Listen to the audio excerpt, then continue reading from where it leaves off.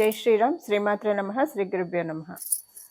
December 6వ తారీఖు నుంచి ఫిబ్రవరి 24వ తారీఖు వరకు కూడా భూమిపుత్రుడైన మంగళ్ వక్రగతిలోకి వెళ్తూ ఉన్నారు. డిసెంబర్ 6వ తారీఖు నుంచి 2024 డిసెంబర్ 6వ తారీఖుకి ఆయన వక్రగతిలోకి వెళ్తున్నారు. 2025వ సంవత్సరం ఫిబ్రవరి 24వ తారీఖు మంగళ్ వక్రత్యాగం చేస్తున్నారు. తర్వాత కూడా అంటే ఇప్పుడు కర్కాటక రాశిలో ఈ వక్రారంభం మొదలైంది. మిథున రాశిలో ఆయన వక్రత్యాగం చేస్తారు. తర్వాత కూడా ఏప్రిల్ 2 వరకు కూడా ఆయన మిథున రాశిలోనే సంచారం సాగించి అంటే 2025 ఏప్రిల్ 2వ తారీఖు వరకు మిథున రాశిలోనే ఆయన సంచారం సాగించి తర్వాత కర్కాటక రాశిలోకి వస్తారు. ద్వాదశ రాశుల వాళ్ళకి ప్రతి ఒక్కళ్ళు మంగళ ఇంపాక్ట్ డెఫినెట్గా మనందరి జీవితాల్లో ఉంటుంది. ఎందుకంటే భూమిపుత్రుడు అసలు మనము మన లైఫ్లో ఎలా ఉంటున్నాము, అగ్రెషన్ అనేది ఎక్కడ చూపిస్తున్నామో అవసరమైన చోటు చూపించాలి, అన్ని చోట్ల మన ప్రతాపం చూపించకూడదు. అలాగని అన్ని చోట్ల చేతులు ముడుచుకొని కూడా కూర్చోకూడదు. ఈ రెండు ఉండకూడదు. ఎవరికైతే మంగళ బ్యాలెన్స్గా ఉంటారో ఎక్కడైతే వాళ్ళు అవసరమైన చోటే వాళ్ళ ఇది చూపిస్తారంటే వాళ్ళ ఫైర్ అవసరమైన చోటు చూపిస్తారు. అనవసరమైన చోట చాలా కామన్ స్టేబుల్ సెటిల్డ్గా ఉంటారు. ఇది మంచి మంగళ మనకు అందించే ఇది. అదే ఒకవేళ మంగళ ఎవరి దాంట్లో అయినా పాడైపోయి ఉంటే ప్రతి దానికి యుద్ధమే అంటే ప్రతి దానికి సంఘర్షణ ఎక్కువ ఉంటుంది వాళ్ళకి లైఫ్లో. అనుకోకుండా వాళ్ళకి లైఫ్లో గొడవలు కూడా ఎక్కువగా ఉంటాయి. ప్రతి ఒక్కళ్ళతో విభేదాలు ఉంటాయి, గొడవలు ఉంటాయి, మనస్పర్ధలు ఉంటాయి. ఏ ఒక్క రిలేషన్లో కూడా ప్రశాంతంగా ఉండదు. ప్రతిదీ కూడా డిస్ప్యూట్స్ తోటి ఇష్యూస్ తోటి ఉంటుంది. ఇది జనరల్ పాయింట్స్ నేను చెప్పేది.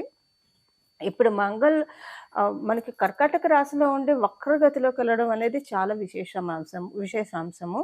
దానికి కారణం ఏంటంటే కర్కాటక రాశిలోనూ ఆయన నీచ స్థితి పొందుతాడు. ఎప్పుడైనా ఒక నీచ రాశిలో నీచపడ్డ గ్రహం కనుక వక్రగతిలోకి వెళ్ళిందంటే అది ఉచ్చగ్రహంతో సమానమైన ఫలితాన్ని ఇస్తుంది. ఈ ఉచ్చగ్రహంతో సమానమైన ఫలితాలు ఇచ్చేది ద్వాదశ రాశుల వాళ్ళకి ఎలాంటి ఇంపాక్ట్ ఉంటుంది. అండ్ ద్వాదశ రాశుల్లో 5 రాశుల గురించి మనం ప్రధానంగా అన్ని రాశుల గురించి మనం మాట్లాడుకుందాము. 5 రాశుల గురించి ప్రధానంగా మాట్లాడుకుంటే మేషరాశి, కర్కాటక రాశి, సింహరాశి, వృశ్చిక రాశి, మకర రాశి. ఈ 5 రాశుల వాళ్ళకి ఇంకా స్పెషల్ ఇంపాక్ట్ ఉంటుంది. ఆ స్పెషల్ ఇంపాక్ట్ అందరికీ స్పెషల్ ఇంపాక్ట్ ఉంటుంది. ఎందుకు నేను ఈ 5 పర్టికులర్ రాశులు చెప్పానంటే మేష వృశ్చిక రాశుల వాళ్ళకి ఆయనే రాష్ట్రాధిపతి. కర్కాటక సింహ రాశుల వాళ్ళకి పరిపూర్తి రాజయోగాన్ని ఇస్తాడు. ఆయన ఒక్కడు చాలు వాళ్ళ జీవితాన్ని అప్లిఫ్ట్ చేయడానికి.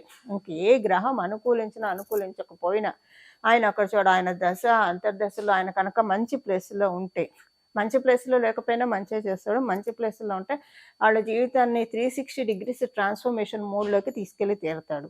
ఇంకా వేరే గ్రహాల బలం బాగా ఉందనుకోండి, గురు భగవానుడు బలం ఇలా అందరి బలం బాగా ఉంటే ఇంకా ఎక్స్ట్రీమ్ వాళ్ళకి వెళ్ళిన తర్వాత ఎవరు అంటే వాళ్ళు ఇంకా ఆ పొజిషన్ అనేది వాళ్ళకి సుస్థిరం అయిపోతుంది. ఇంతటి యోగాన్ని ఇచ్చే మంగళుడు కర్కాటక రాశి, సింహరాశి వాళ్ళకి పరిపూర్తి రాజయోగాన్ని ఇస్తాడు. ఇక మకర రాశి అంటే మకర రాశిలోనే ఆయన ఎగ్జాల్టేషన్ తీసుకుంటాడు కాబట్టి మకర రాశి వాళ్ళకి కూడా ఇది ఒక మంచి ఇండికేషన్స్ సూచిస్తుంది. అలా ఇప్పుడు ఈ 5 రాశులు అనే కాకుండా అన్ని రాశుల వాళ్ళకి మంగళ ఇంపాక్ట్ ఎలా ఉంటుంది. కుజ అంటే దీనికి అర్థం మనం కుజుడు అని అంటాం. దీనికి అర్థం కూడా మనం తెలుసుకుందాము. కు అంటే భూమి, జా అంటే పుట్టుట. అంటే జా అనేది మనము దేని నుంచి అయినా పుట్టడాన్ని జా అంటాం. భూమి పుత్రుడు కాబట్టి భూమి నుంచి పుట్టాడు కాబట్టి ఆయనకి కుజ అని పేరు వచ్చింది. అయితే ఆయన ఎక్కువగా మనం మంగళ్ అని సంబోధిస్తే కనుక ఆయన చాలా ప్రీతి పొందుతాడు. ఇక్కడ ఒక చిన్న నోట్ ఏంటంటే మనకి కూడా ఒక చిన్న స్వార్థం.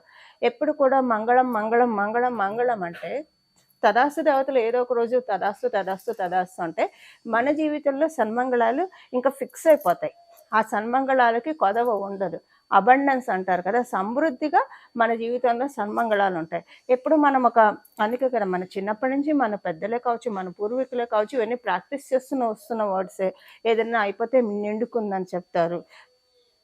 సో ఇలా మనకి ఫస్ట్ నుంచి వస్తున్నది. ఒకవేళ ఎవరినన్నా తిట్టాలన్నా నీ ఇల్లు బంగారం కాను అని అంటారు, లేదా నీ నోట్లో బెల్లం కొట్ట అని తిడతారు.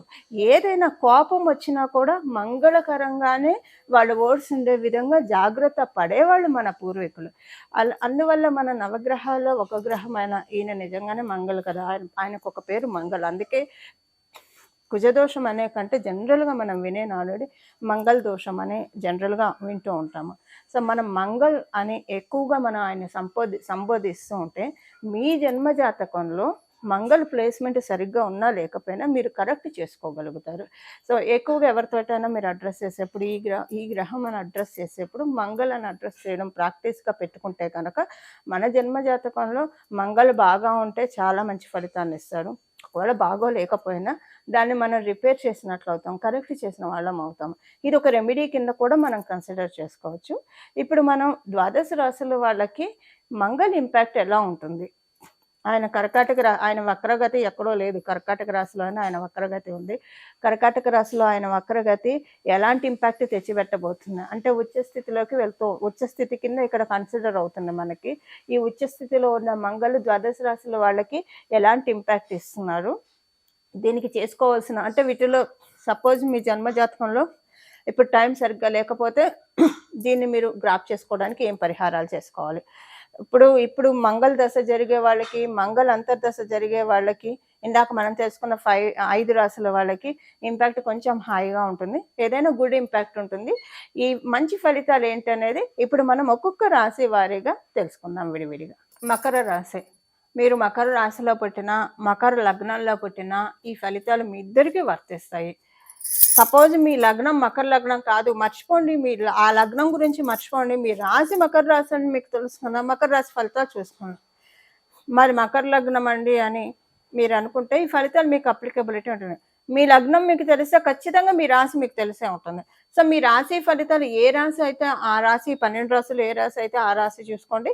మకర లగ్నం కాబట్టి ఈ ఫలితాలను కూడా చూసుకోండి. బై ఫార్చునేట్ ఒక్కోసారి కొంతమందికి మకర రాశి మకర లగ్నం కూడా ఉండే అవకాశం ఉంటుంది. సో అప్పుడు 2 ఒకటే కాబట్టి ఏ గొడవ లేదు, ఇదే ఫలితాలు మీరు చూసుకోవచ్చు. సో మీ రాశిలో పుట్టిన వాళ్ళకి, మకర రాశిలో పుట్టిన వాళ్ళకి కన్ఫ్యూజన్ పెట్టుకోకండి. మీ లగ్నం మీకు తెలియకపోతే వదిలేసేసేయండి. మీ రాశి మకర రాశి కాబట్టి ఈ ఫలితాలు మీకు అప్లికబిలిటీ ఉంటుంది, చక్కగా చూసుకోండి. నేను స్టార్టింగ్లో చెప్పినట్లు మంగళ రెట్రోగ్రేషన్ 5 రాశుల వాళ్ళకి మంచి జరుగుతుందని చెప్పాను. అందులో మీ రాశి 5వ రాశి మకర రాశి. ఎందుకు మీకు మంచి జరుగుతుందంటే ఆయన మీ రాశిలోనే ఎగ్జాల్టేషన్ తీసుకుంటాడు. అండ్ ఇక్కడ ఏంటంటే మీకు ఇంట్లో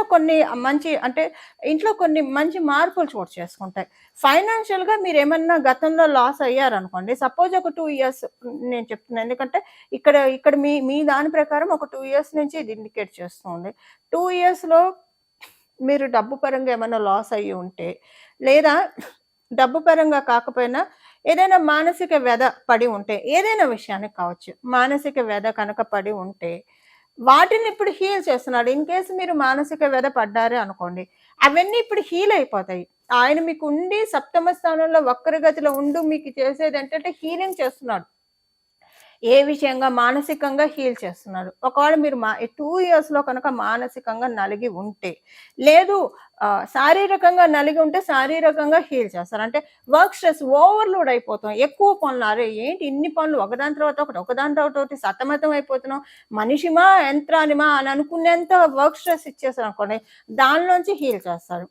లేదా ఫైనాన్షియల్గా ఏదైనా క్లమ్జీనెస్ ఉందనుకోండి, మీకు రావాల్సినవి చేజారిపోవడము, మీకు ఏదైనా రాకుండా పోవడము, ఏదైనా ఇబ్బంది పడడం, డబ్బుల విషయంలో మీకు ఏమైనా అవకతవకలు జరిగి ఇలాంటివి ఏమైనా ఉంటే వాటి నుంచి హీల్ చేస్తారు. అంటే డబ్బులు ధనయోగాన్ని ఇస్తారు. సపోజ్ ఈ 3 మేము పడ్డామంటే 3టిని హీల్ చేస్తారు.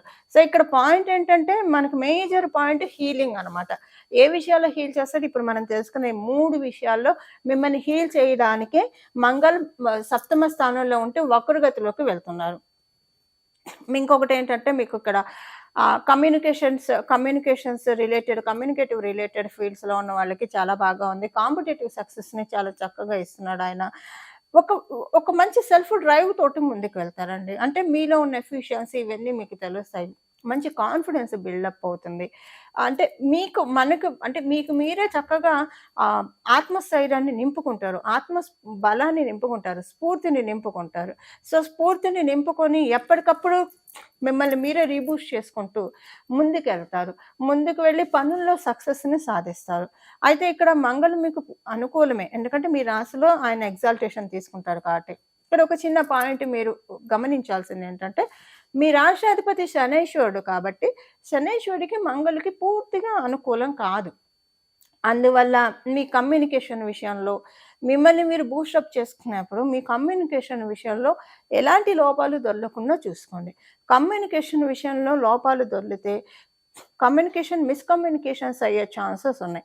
సో, 1కి 2 సార్లు మీరు ఈమెయిల్ పంపిస్తున్నా, లేదంటే ఒక టెక్స్ట్ చేస్తున్నా, డ్రాఫ్ట్ చేస్తున్నా 1కి 2 సార్లు రీచెక్ చేసుకోండి. అంటే ఎవరితోనో మాట్లాడుతున్నా కొంచెం క్యాలిక్యులేటెడ్‌గా మాట్లాడండి.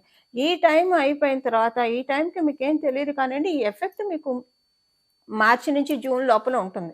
ఈ టైంలో జరిగే మిస్‌కమ్యూనికేషన్స్ అన్నీ దీని తాలూకు ఎఫెక్ట్ మీకు మార్చి నుంచి జూన్ లోపల మీరు చూస్తారు. సో, అప్పుడు కొంచెం మళ్ళీ హర్టింగ్స్ ఉంటాయి. హీల్ చేస్తాడు, మళ్ళీ హర్టింగ్ ఇస్తాడు. సో, మనం అప్పుడు మనకి జ్యోతిష్యం ఉన్నది దేనికి? ఎక్కడ ఎలా ఉండాలో మనకి తెలిపేదే జ్యోతిష్యం. టార్చ్ పెడుతుంది. ఇక్కడ ముళ్ళున్నాయి, ఇక్కడ పువ్వులున్నాయి. అంత చీకటిగా ఉంటుందండి. ఆ గదిలో ఉన్నాము. టార్చ్ పెడుతుంది. ఇక్కడ ముళ్ళున్నాయని టార్చ్ పెడితే ఆ ముళ్ళను మనం ముట్టుకోం. ఇక్కడ పూలున్నాయంటే ముట్టుకుంటాం, చక్కగా తలలో పెట్టుకుంటాం, భగవంతుడికి పెడతాం. ఇక్కడ తినుబండారాలున్నాయని టార్చ్ పెడితే అవి చక్కగా తీసుకొని తింటాం, మన ఆకలిని తీసుకుంటాం. ఇక్కడ నీళ్లున్నాయని టార్చ్ పెడితే నీళ్ళు తాగుతాం. ఆ నీళ్ళు క్లీన్‌గా ఉన్నాయో లేదో చూసుకొని తాగుతాం. అదే జ్యోతిష్యం చేసే పని. సో, ఇప్పుడు మీరు కమ్యూనికేషన్‌లో జాగ్రత్తగా ఉండండి. కాస్త కమ్యూనికేషన్ మటుకు మీ ఎమోషన్స్‌ని దాటి, మీ ఎమోషన్స్‌ని కంట్రోల్ మీ కమ్యూనికేషన్ మీ ఎమోషన్స్ మిమ్మల్ని ఓవర్‌లాప్ చేసే అవకాశాన్ని మీరు మీ ఎమోషన్స్‌కి చచ్చినా ఇవ్వకండి. మీ ఎమోషన్స్‌ని మీ కంట్రోల్‌లో ఉంచుకోగలిగే స్థితప్రజ్ఞత మీకుంది. సో, ఎమోషన్స్‌ని మీరు కంట్రోల్‌లో ఉంచండి. ఎమోషన్స్ మిమ్మల్ని ప్లే చేయడం కాదు, బుద్ధితో మీరే మీ ఎమోషన్స్‌ని ప్లే చేసే విధంగా మిమ్మల్ని కనుక మీరు మలుచుకుంటే సూపర్బ్ అండ్ ఔసమ్‌గా ఉంటుంది ఈ పీరియడ్. ఇదొక్క విషయంలోనే కొంచెం జాగ్రత్త. మిగతాదంతా హీల్ చేస్తున్నాడు. కమ్యూనికేషన్ విషయంలో కొంచెం మీరు చెక్ లేకపోతే కనుక హీల్ చేసిందంతా పోయి మళ్ళీ రెడ్డొచ్చి మొదలయ్యే అవకాశం ఉంది. సో, ప్లీజ్ కొంచెం ఒక గ్లాన్స్ అయితే ఉంచండి అంతే. ఇవి మకర రాశిలో పుట్టిన వాళ్ళకి ఫలితాలు. మంగళ్ వక్రగతి, కర్కాటక రాశిలో ఉన్న మంగళ్ వక్రగతి ఉచ్చ ఫలితాలని, మనందరి జీవితంలో సన్మంగళాలని మనం పొందడానికి మనందరం చేసుకోవాల్సిన పరిహారము. లక్ష్మీ నరసింహస్వామి వారి ఆరాధన. నమో భగవతే లక్ష్మీ నారసింహాయ, నమో భగవతే లక్ష్మీ నారసింహాయ, నమో భగవతే లక్ష్మీ నారసింహాయ. ఈ నామాన్ని ప్రతిరోజు 108 సార్లు అంతకంటే మించిన సార్లు మీకు ఓపికండి, టైం తీరిక ఉంటే, లేదా మీరు ఏ పని చేస్తున్నా సరే మీ పని మీరు చేసుకుంటూ ఈ నామాన్ని 24/7 మీ మనసులో అనుకుంటూ ఉంటే, పడుకున్నప్పుడు మెలకు వచ్చినప్పుడు కూడా ఈ నామాన్ని జపించగలిగితే చాలా మంచిది. ఇదొకటి. మీరు స్వామివారికి సంబంధించిన అష్టోత్తరము, స్తోత్రాలు ఇవేవన్నా చదువుకుంటే మంచిది. ఇంటి దగ్గర ఉన్న లక్ష్మీ నరసింహస్వామి వారి క్షేత్రాలు కావచ్చు, లేదా ఆయన స్వయంభూగా వెలిసిన క్షేత్రాలు కావచ్చు, వీటిని ఈ సమయంలో ఏదో ఒకసారి దర్శించుకోవడానికి ప్రయత్నిస్తే మంచిది. వీటన్నిటితో పాటు మేజర్‌గా మనం చేయాల్సింది లక్ష్మీ నరసింహస్వామి వారి అవతార ఘట్టాన్ని మనం ప్రతిరోజు మననం చేసుకోవాలి మనసులో. శ్రీమద్ భాగవతంలో దశావతారాల గురించి మనకి ప్రస్తావన ఉంటుంది. అందులో ఒకటైన లక్ష్మీ నరసింహస్వామి వారి అవతారం ఘట్టము ప్రతిరోజు చదివితే చాలా మంచిది. చదివితే అసలు చాలా మంచిది. లేదా విన్నా మంచిది. ఈ రెండిటికి టైం కుదరలేదు. అసలైతే మనకు తెలుసు కదా, ప్రహ్లాద చరిత్ర, లక్ష్మీ నరసింహస్వామి ఆవిర్భావం ఎలా అయింది, ఇవన్నీ రోజు మననం చేసుకోవడం. ప్రతిరోజు మీరు చక్కగా స్నానం చేశాక లక్ష్మీ నరసింహస్వామి అవతార ఘట్టాన్ని ఒక్కసారి మననం చేసుకుంటే చాలా సన్మంగళాలు జరుగుతాయి. ఇక్కడ ఏంటంటే ఆయన ఉచ్చస్థితి పొందుతుంది. నీచ స్థితి అయిన కర్కాటక రాశిలో ఆయన ఉచ్చస్థితి వక్రగతిలో ఉండి పొందుతూ ఉన్నాడు. సో, ఈ కర్కాటక రాశి నుంచి ఆయనకు వెళ్ళేది మిథున రాశిలోకి కాబట్టి లక్ష్మీ నరసింహస్వామి వారిది అంటే ఇప్పుడు మనం మంగళకి ఆంజనేయ స్వామి వారిని పూజించవచ్చు, సుబ్రహ్మణ్య స్వామి వారిని పూజించవచ్చు, లక్ష్మీ నరసింహస్వామి వారిని పూజించవచ్చు.